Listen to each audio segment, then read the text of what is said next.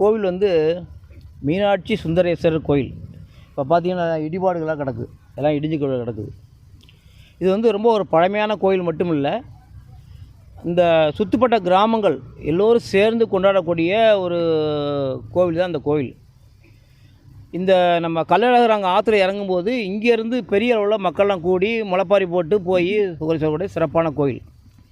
ஆனால் இந்த கோயில் வந்து கிட்டத்தட்ட ஒரு 1500 ஆண்டுகள் பழமையான கோவில். தொல்லியல் துறை வந்து எடுத்து பார்க்க வேண்டிய ஒரு கோயில். அப்படிப்பட்ட கோயில் இந்த கோயில். நம்முடைய ஜஸ்டிஸ் மகாதேவன் அவங்கெல்லாம் கொடுத்த தீர்ப்பின்படி இந்த கோயிலை வந்து தொல்லியல் துறையை எடுத்துக்கணும்.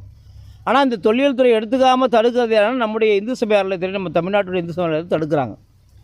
இந்த ஊர் மக்களாக சேர்ந்து இந்த கோயில், ஏன்னா ஊர் மக்களுக்கு தானே கோயில் மேலே அக்கறை இருக்கும், வேறு யாருக்கும் அக்கறை இருக்கும். இந்த ஊர் மக்களாக சேர்ந்து நம்ம இந்த கோயில் மேலாம் கட்டுவோம் அப்படி சொல்லி ஊரில் வசூல் பண்ணுவோம், சுற்றுப்பட்ட கிராமங்களை வசூல் பண்ணுவோம், எந்தெந்த ஊர்லாம் இருக்காங்களோ அங்கே வசூல் பண்ணலாம் அப்படி சொல்லி முடிவெடுத்து, அதில் நம்ம போடி சேர்ந்த ஒரு ஜமீன்தார், நீங்கள் முடிஞ்ச வரைக்கும் வசூல் பண்ணி கொடுங்க, பாக்கியில் நான் போட்டு கட்டித்தர்றேன் அப்படின்னு சொன்னார்.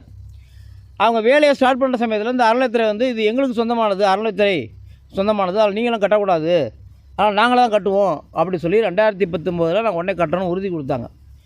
ஆனால் இந்த நாள் வரைக்கும் 2026 ஆகிடுச்சு, இன்னும் வந்து கட்ட வேலையே ஆரம்பிக்கலை. அறநிலையத்துறையில் கோடிக்கணக்கான பணம் இருக்குது. ஏன்னா சென்னையில் மீன் மார்க்கெட்டுக்காக என்ன 250 கோடி ரூபா கடனுக்கு கொடுத்துருக்குறாங்க. அதாவது பணம் இல்லாமல் இல்லை அவங்கள்ட்ட. ஆனால் இந்த கோயில் அறநிலையத்துறை வந்து இந்த கோயிலை காப்பாற்றணும் அப்படின்னு நினச்சி, இது பழமையான கோயில், அது மேலே ரொம்ப பக்தி சிரத்தையோடு இருந்தால் இதெல்லாம் உடனே செஞ்சுருப்பாங்க. அதனால் இந்த கோயிலை உடனே புனருத்தாரம் பண்ணணும், கோயில் கட்டணும். இல்லைன்னா அரசாங்கம் விலகி கட்டும், இந்து சபை அறநிலையத்தை எங்களுக்கு வேண்டாம்னு விட்டுட்டு போட்டோம், நாங்கள் அந்த ஊர் மக்களாக சேர்ந்து கட்ட தயாராகிறாங்க. ஏன்னா அவங்களுக்கு தானே கோயில் இது, இந்த கோயில் இது இந்து சபை அறநிலைக்கு சொந்தமானதுன்னு சொன்னால் கூட இந்த ஊர் மக்களுக்கு சொந்தமானது.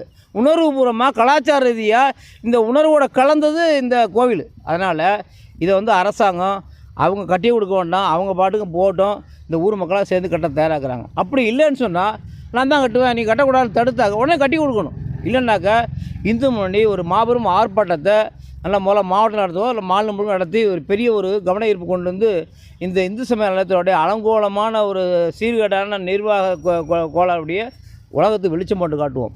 அதனால் உடனடியாக இந்த இதுக்கு தீர்வு காணணும்.